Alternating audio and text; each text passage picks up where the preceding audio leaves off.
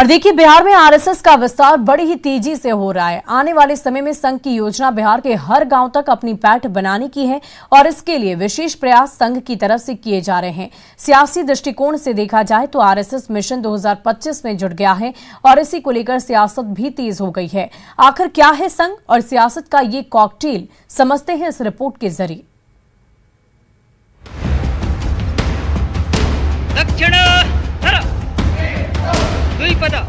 राष्ट्रीय स्वयंसेवक संघ यानी आरएसएस बिहार में अपनी गतिविधियों को बढ़ा रहा है। साथ ही प्रदेश में तेजी से शाखाओं की संख्या भी बढ़ती जा रही है। राष्ट्रीय स्वयंसेवक संघ के शाखाओं की संख्या कोरोना काल खत्म होते ही बढ़ने लगी है।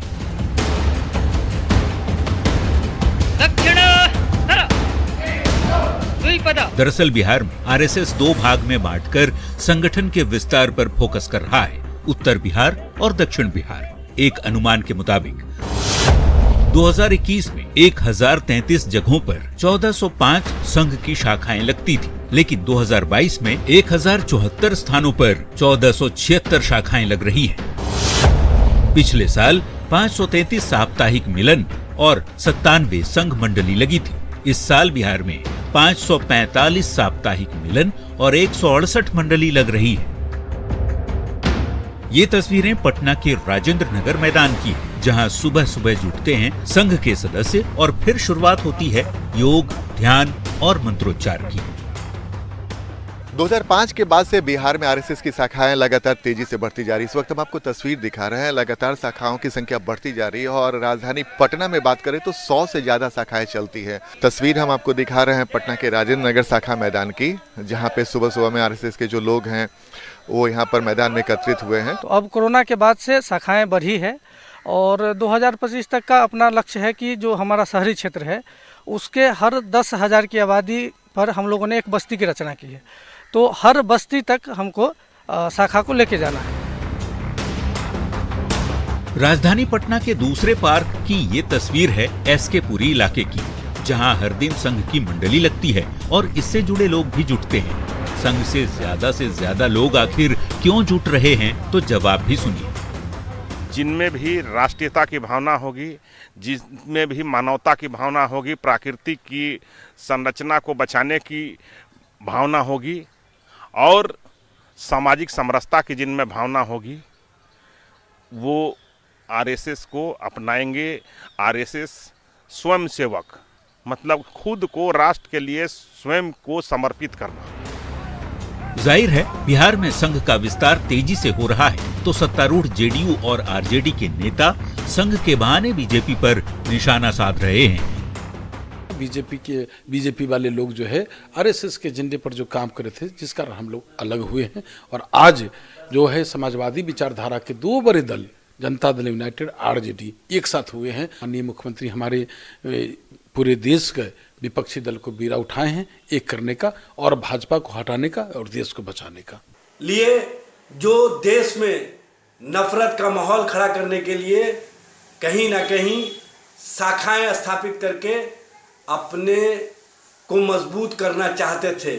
ऐसे लोग जिस तरह से बेचैनी में है, घबराहट में है, वो स्पष्ट प्रमाण है कि समाजवादी हमेशा आरएसएस के विचारधारा के खिलाफ मजबूती से खड़े रहे हैं और आगे भी खड़े रहेंगे। वैसे तो बिहार में साल 2005 से ही आरजेडी सरकार के बदलने के बाद से आरएसएस अपनी शाखा में विस्तार बिहार में कर रहा है, लेकिन हाल ही में नीतीश कुमार के आरजेडी से हाथ मिला लेने के बाद लगातार संघ सक्रिय है।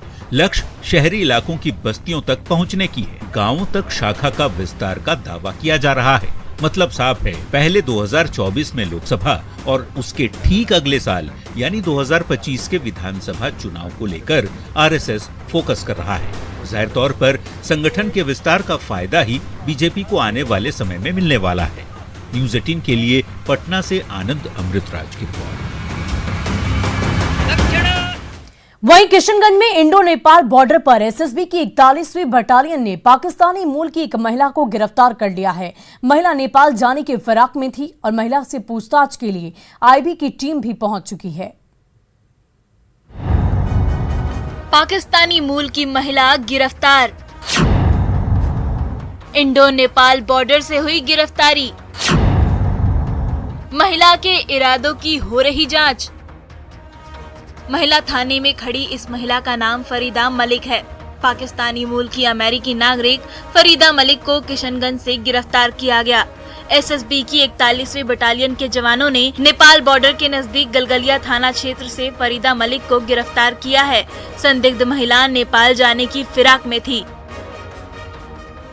फरीदा मलिक मूल रूप से पाकिस्तान की रहने वाली है, लेकिन उसने अभी अमेरिकी नागरिकता ले रखी है। अमेरिकी पासपोर्ट के आधार पर ही फरीदा मलिक इंडिया पहुंची है। फरीदा मलिक इससे पहले उत्तराखंड में गिरफ्तार हुई थी। तब फरीदा मलिक को 11 महीने जेल में रहना पड़ा था। संतोषजनक जवाब न देने के बाद महिला को गिरफ्तार किया गया। संदिग्ध महिला से पूछताछ के लिए आईबी की टीम पहुंच चुकी है। पता लगाने की कोशिश हो रही है कि फरीदा मलिक किस परिस्थिति में इंडिया पहुंची, नेपाल या कहीं और जाने की फिराक में थी और उसका इंडिया आने का मकसद क्या था। न्यूज़ 18 के लिए किशनगंज से आशीष सिन्हा की रिपोर्ट।